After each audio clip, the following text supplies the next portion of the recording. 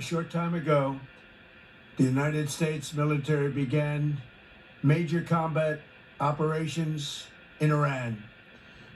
Our objective is to defend the American people by eliminating imminent threats from the Iranian regime, a vicious group of very hard, terrible people. Its menacing activities directly endanger the United States, our troops, our bases overseas, and our allies throughout the world. For 47 years, the Iranian regime has chanted death to America and waged an unending campaign of bloodshed and mass murder, targeting the United States, our troops, and the innocent people in many, many countries. Among the regime's very first acts was to back a violent takeover of the U.S. Embassy in Tehran, holding dozens of American hostages for 444 days. In 1983, Iran's proxies carried out the Marine barracks bombing in Beirut that killed 241 American military personnel. In 2000, they knew and were probably involved with the attack on the USS Cole. Many died. Iranian forces killed and maimed hundreds of American service members in Iraq. The regime's proxies have continued to launch countless attacks against American forces stationed in the Middle East in recent years, as well as U.S. naval and commercial vessels in international shipping lanes. It's been mass terror, and we're not going to put up with it any longer. From Lebanon to Yemen and Syria to Iraq, the regime has armed, trained, and funded terrorist militias that have soaked the earth with blood and guts. And it was Iran's proxy, Hamas, that launched the monstrous October 7th attacks on Israel, slaughtering more than 1,000 innocent people, including 46 Americans, while taking 12 of our citizens hostage. It was brutal, something like the world has never seen before. Iran is the world's #1 state sponsor of terror and just recently killed tens of thousands of its own citizens on the street as they protested. It has always been the policy of the United States, in particular my administration, that this terrorist regime can never have a nuclear weapon. I'll say it again, they can never have a nuclear weapon. That is why in Operation Midnight Hammer last June, we obliterated the regime's nuclear program at Fordow, Natanz, and Isfahan. After that attack, we warned them never to resume their malicious pursuit of nuclear weapons, and we sought repeatedly to make a deal. We tried. They wanted to do it. They didn't want to do it. Again, they wanted to do it. They didn't want to do it. They didn't know what was happening. They just wanted to practice evil. But Iran refused, just as it has for decades and decades. They've rejected every opportunity to renounce their nuclear ambitions, and we can't take it anymore. Instead, they attempted to rebuild their nuclear program and to continue developing long-range missiles that can now threaten our very good friends and allies in Europe, our troops stationed overseas, and could soon reach the American homeland.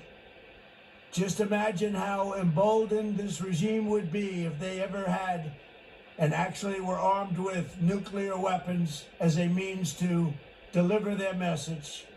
For these reasons, the United States military is undertaking a massive and ongoing operation to prevent this very wicked, radical dictatorship from threatening America and our core national security interests. We are going to destroy their missiles and raise their missile industry to the ground. It will be totally, again, obliterated.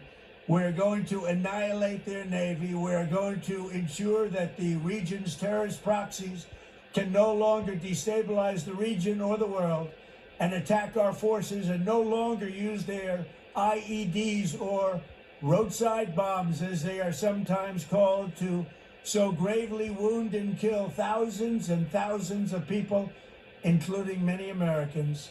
and we will ensure that Iran does not obtain a nuclear weapon. It's a very simple message. They will never have a nuclear weapon. This regime will soon learn that no one should challenge the strength and might of the United States Armed Forces. I built and rebuilt our military in my first administration, and there is no military on earth even close to its power, strength, or sophistication. My administration has taken every possible step to minimize the risk to U.S. personnel in the region. Even so, and I do not make this statement lightly, the Iranian regime seeks to kill. The lives of courageous American heroes may be lost, and we may have casualties. That often happens in war. But we're doing this not for now, we're doing this for the future, and it is a noble mission. We pray for every service member as they selflessly risk their lives to ensure that Americans and our children will never be threatened by a nuclear-armed Iran.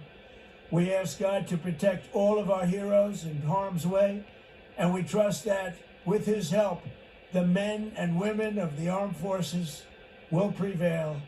We have the greatest in the world, and they will prevail. To the members of the Islamic Revolutionary Guard, the armed forces, and all of the police, I say tonight that you must lay down your weapons and have complete immunity, or, in the alternative, face certain death. So, lay down your arms. You will be treated fairly with total immunity, or you will face certain death.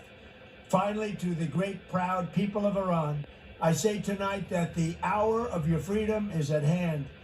Stay sheltered. Don't leave your home. It's very dangerous outside. Bombs will be dropping everywhere.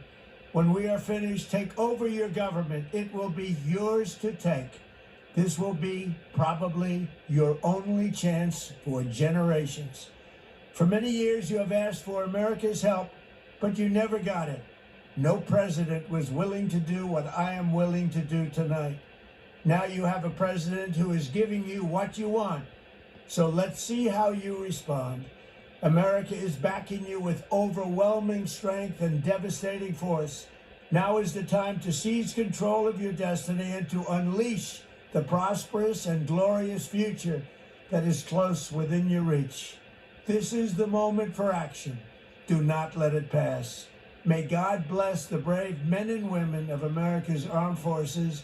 May God bless the United States of America. May God bless you all. Thank you.